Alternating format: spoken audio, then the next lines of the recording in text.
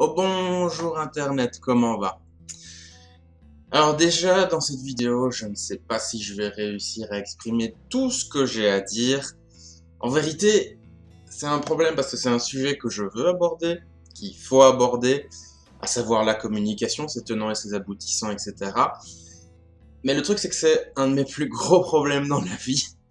Et je ne pense pas être la seule personne à avoir ces difficultés. C'est pour ça que je vais quand même essayer à l'exercice. On va voir ce que ça donne. Ce problème-là, dans la communication, il est à la source de tout en fait.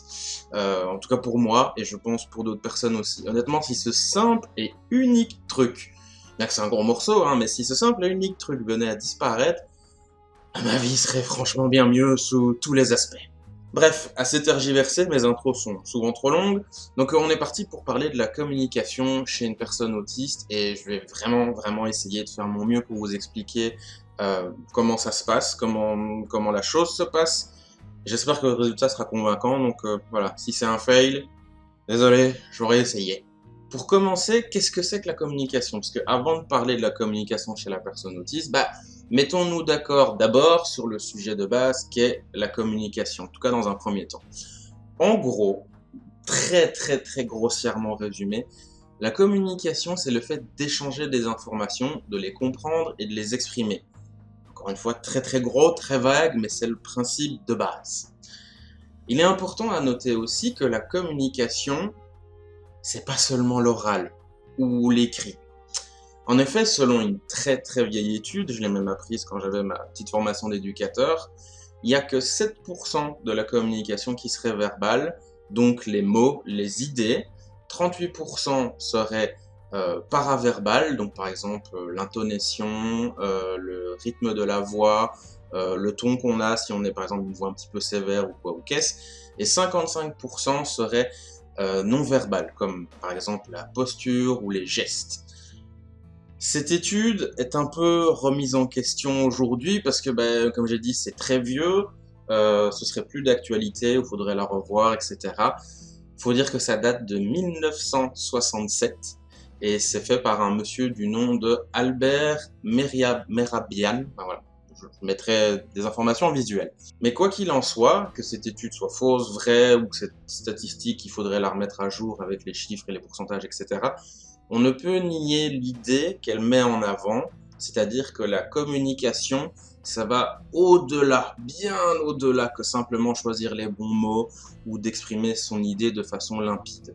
La communication, c'est un ensemble de choses qui sont utilisées à cet effet, à savoir communiquer.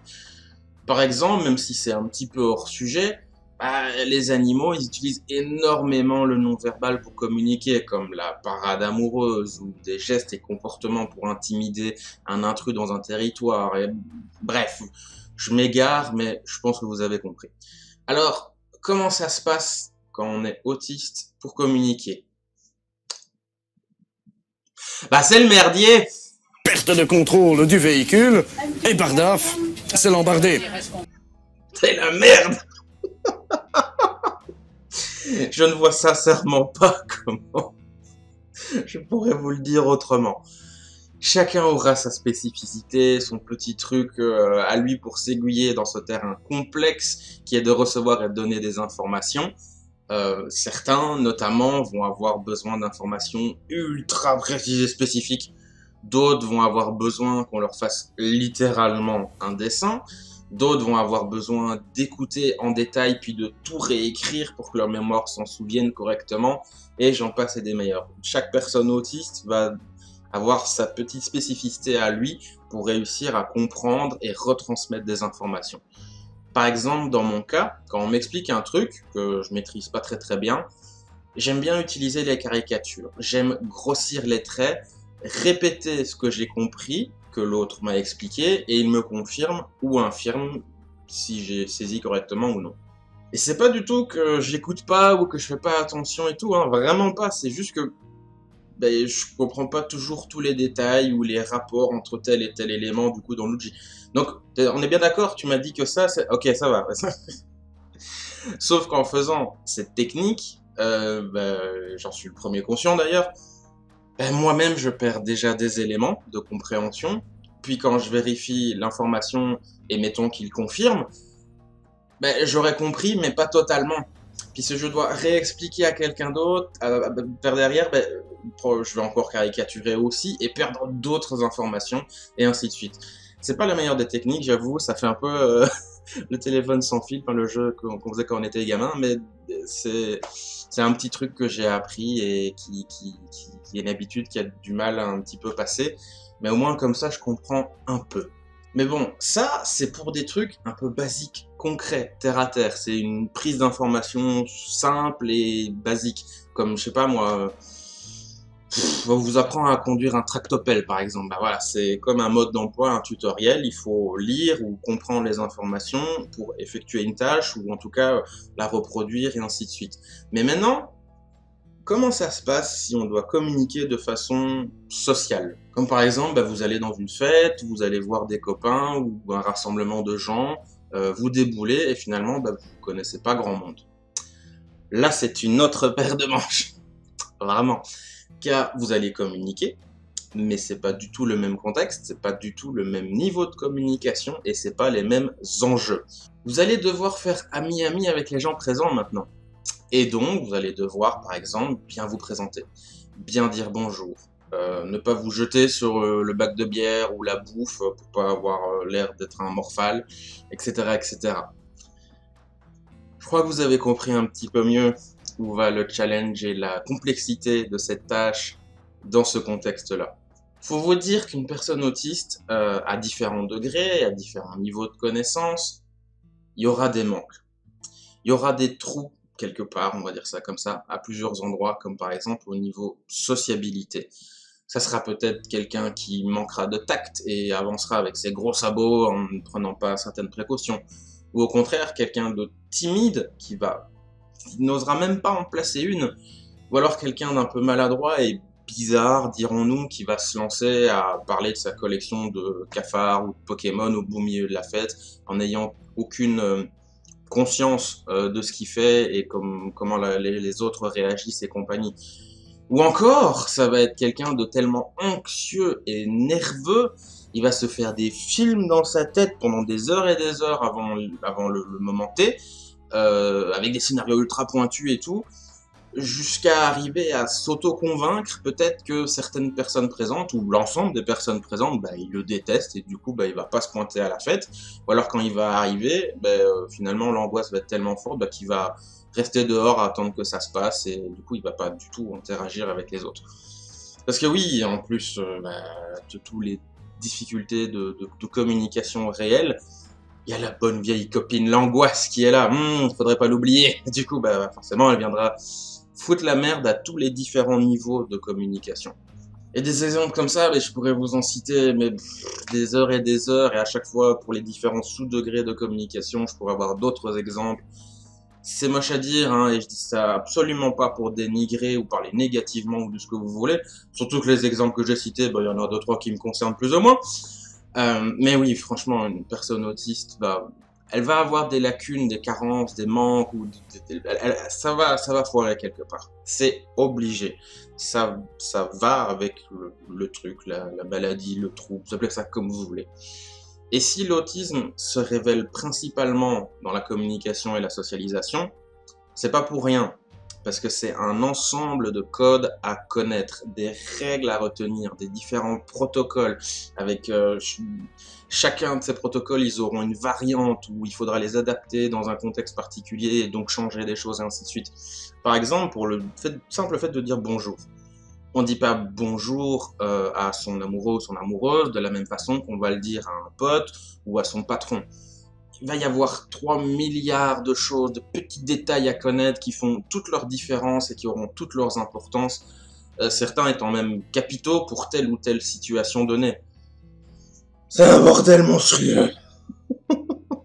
Et malheureusement, à moins d'avoir quelqu'un qui nous explique tout de A à Z à chaque étape du truc, genre t'as une oreillette et tout, genre oui, alors là tu vas faire ci, tu vas dire ça, pendant toute notre vie, il n'y a pas d'autre façon que d'apprendre, d'y aller, s'améliorer via les petites expériences, les échecs, voilà, faut mettre les mains dans le cambouis directement, quitte à la catastrophe, après tout, faut faut commencer quelque part et la communication, c'est tout simplement inévitable pour l'être humain, on ne peut pas vivre sans. Dans tout ce merdier, toutes ces complexités, la personne autiste va en général développer des techniques et des stratégies, comme moi par exemple quand je caricature. Elles sont plus ou moins efficaces. Comme moi avec ma caricature, c'est plutôt du côté moins en termes d'efficacité. Mais voilà, au moins il y a quelque chose. Ça peut aussi parfois être simplement des stratégies d'évitement pour fuir, pour se protéger, ou des véritables techniques inventées sur le tas pour pas être trop nul le moment venu. Il y a une technique que j'utilise pas mal, et pour le coup celle-là elle fonctionne, voilà, elle est plutôt pas trop mal rodée. C'est de foncer dans le tas, quitte à être ridicule, tant pis, honnêtement. J'utilise surtout pour tout ce qui est la paperasse, des papiers à remplir, des trucs administratifs, ou aller à un rendez-vous, des choses comme ça. S'il y a un truc que je comprends pas, par exemple, il y a une adresse, c'est pas la bonne, ou je sais pas quoi, ou c'est pas ce que j'imagine être le bon endroit, bah, je téléphone directement au numéro qu'il y a sur le papier et j'explique un peu allô, oui, bonjour, je suis un petit peu con, j'ai pas compris ce qu'il faut faire, donc est-ce que vous pourriez m'expliquer, mais comme si j'étais encore plus débile que je ne suis, s'il vous plaît.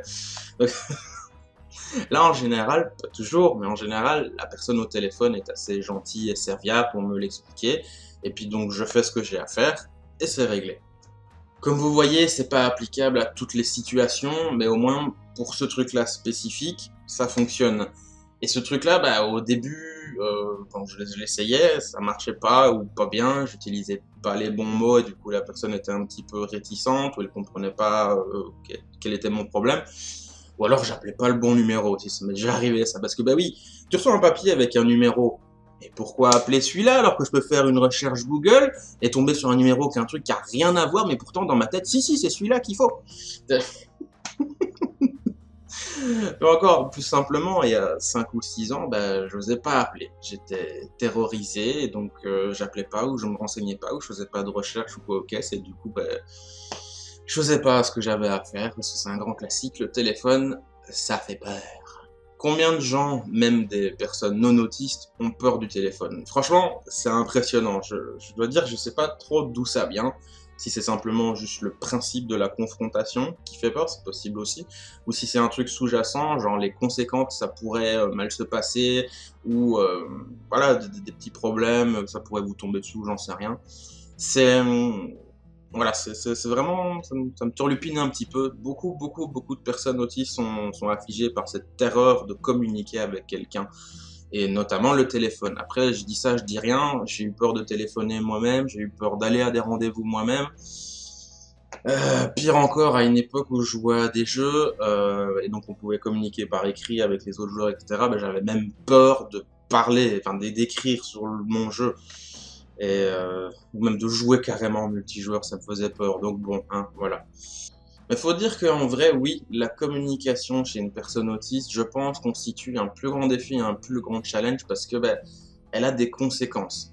Si vous parlez à des gens, surtout si vous êtes quelqu'un donc avec des lacunes, et que vous avez eu des déconvenus par le passé, lors de diverses interactions, un nouvel échange ou une nouvelle prise de parole ou une nouvelle tentative d'échanger avec quelqu'un, ça constitue un nouveau risque de déplaire, de blesser ou vous-même d'être blessé et déçu.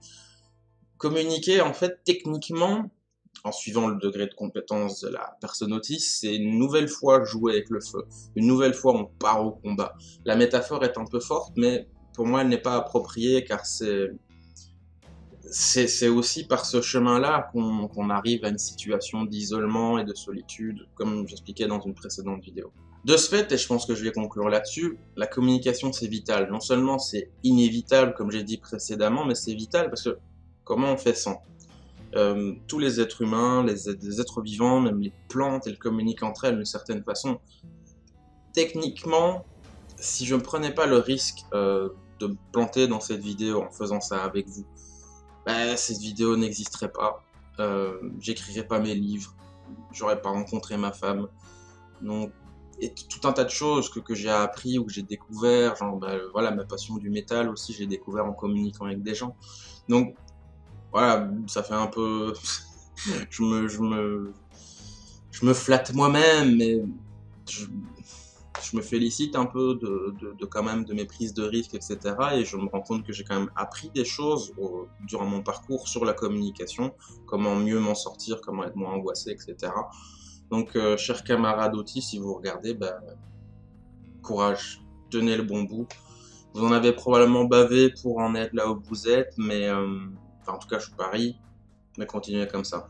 Ça payera un jour. Les efforts, ça paye toujours, de toute façon, d'une manière ou d'une autre. Voilà. J'espère vraiment que je me suis pas trop planté dans cette vidéo, que j'ai pu expliquer 2-3 machins. N'hésitez pas à me le dire en commentaire. Allez, au revoir Internet, gros bisous. Mouah.